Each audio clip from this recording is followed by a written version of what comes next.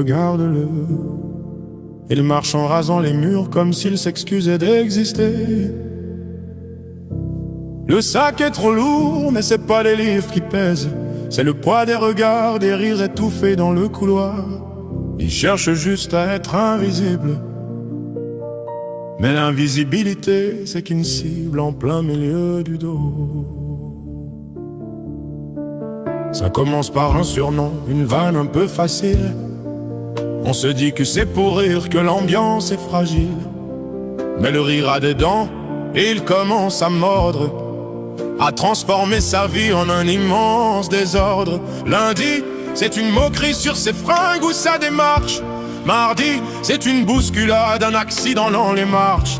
Ils sont 10, ils sont 20, derrière l'écran ça se déchaîne. Chaque like sur l'insulte est un maillon de sa chaîne. C'est le bruit du silence dans une cour de récré. C'est le cri d'une enfance qu'on vient de saccager.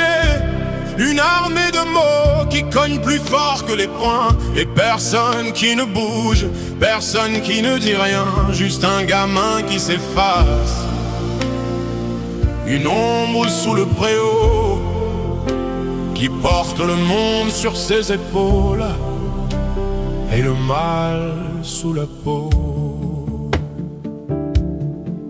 La boule au ventre au réveil, l'angoisse qui sert de petit-déj.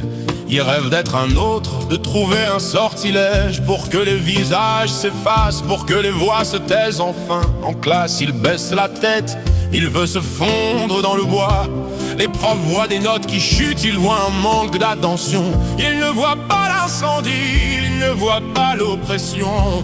La victime se mure, elle finit par croire ce qu'elle mérite, que si tout le monde déteste, c'est qu'elle est hors limite.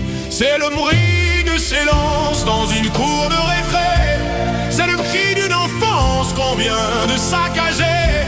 Une armée de mots qui cognent plus fort que les poings. Et personne qui ne bouge, personne qui ne dit rien. Juste un gamin qui s'efface, une ombre sous le préau, qui porte le monde sur ses épaules et le mal sous la peau.